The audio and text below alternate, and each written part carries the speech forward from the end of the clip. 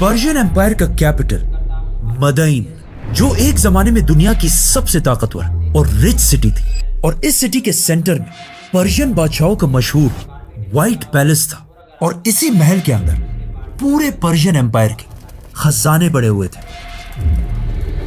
जंगे कादसिया जीतने के बाद अब पर्शियन एम्पायर में मुसलमानों की फौज अपने खलीफा उमर बिन खत्ताब के ऑर्डर्स का इंतजार कर रही थी कि अब यहां से आगे उन्हें क्या करना चाहिए। तो हजरत उमर रज़ियल्लाहु तआला अन्हु ने मदीना से 2 लेटर्स भेजे।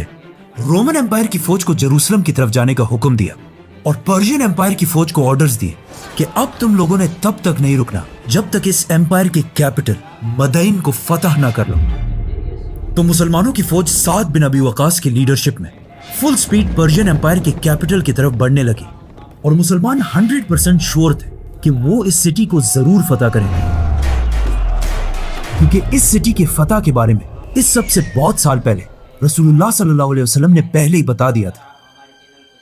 जब रसूलुल्लाह सल्लल्लाहु अलैहि वसल्लम मक्का वालों के बहुत जुल्म के बावजूद उन्हें इस्लाम की तरफ बुला रहे थे, लेकिन अब आप सल्लल्लाहु अलैहि वसल्लम के चचा अबू तालिब की वफात के बाद अब उनके लिए मक्का में रहना बहुत ही डेंजरस था।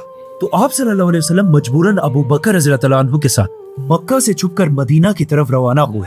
और उनके जाते ही मक्का के लीडर अबू सुफियान ने ये ऐलान किया कि जो भी इन्हें जिंदा या मुर्दा हमारे पास लेकर आएगा उसे हम 100 ऊंटों का इनाम देंगे। अब जब आप सल्लल्लाहु अलैहि वसल्लम और हजरत अबू बकर रास्ते में थे तो इन्हीं 100 ऊंटों की लालच में एक आदमी सुराका बिन मालिक इनका पीछा करने लगा।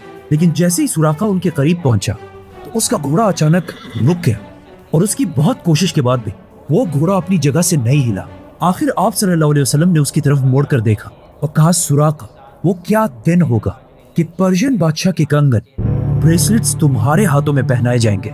सुराका ये सुनकर हैरान रह गया कि खुद तो इनके पास कुछ है नहीं और बातें पर्शियन बादशाह की खजानों की कर रहे हैं। लेकिन अब कुछ ही सालों बाद उमर बिन खत्ताब की खिलाफत में मुसलमानों की फौज पर्शियन एम्पायर के उसी कैपिटल की तरफ बहुत तेजी से बढ़ रही थी।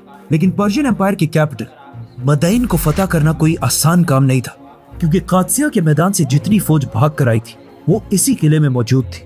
और इस पूरी पर्शियन एम्पायर का यंग बादशाह यज़दिगर्द भी इसी शहर में अपने व्हाइट पैलेस के अंदर बैठा हुआ था। और सबसे बड़ा मसला ये था कि इस सिटी मदइन के सामने द फेमस टाइग्रस रिवर बह रही थी और पर्शियन फौज ने मुसलमानों के पहुंचने से पहले इस दरिया के ऊपर बने हुए ब्रिज को जला दिया था और सारी कश्तियों को अपने साथ दरिया के उस पार ले गए थे। तो जब मुसलमान यहाँ पहुंचे उनके पास और कोई चॉइस नहीं थी, तो वो यहीं पर काफी अरसे तक बैठे रहे और किसी तरह इस कैपिटल तक पहुंचने की प्लानिंग करने लगे।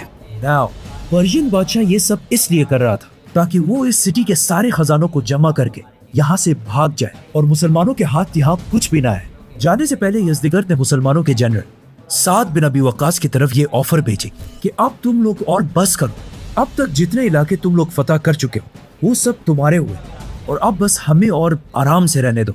साद बिन अबी वकास ने यज़दिगर्द की ये ऑफर मदीना में अपने खलीफा उमर बिन खत्ताब की तरफ भेजी। लेकिन ऑफ कोर्स उमर रज़ियल्लाहु तआला अन्हु ने ये ऑफर रिजेक्ट कर दी, क्योंकि हजरत उमर को पता था कि अब ये लोग सिर्फ हमारा टाइम वेस्ट कर रहे हैं और जैसे ही इनको मौका मिलेगा ये दोबारा मुसलमानों पर हमला करके ये सारे इलाके छीन लेंगे।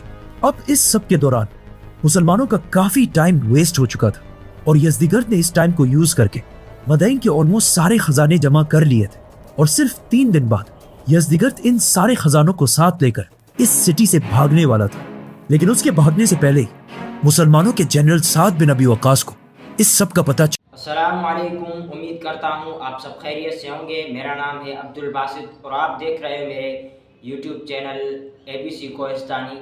और अगर आपको ये वीडियो इंफॉर्मेटिव लगा है तो आप इस वीडियो के दूसरे पार्ट देखना चाहते हैं तो आप हमारे चैनल का विज़िट करें और हमारे चैनल को सब्सक्राइब करके रखें, क्योंकि हम इस चैनल पर हर रोज़ ऐसे वीडियो अपलोड करते रहते हैं। और अगर आप चाहें तो इस वीडियो का लिंक अपने दोस्तों के साथ शेयर कीजिए। अल्लाह हाफ़िज़।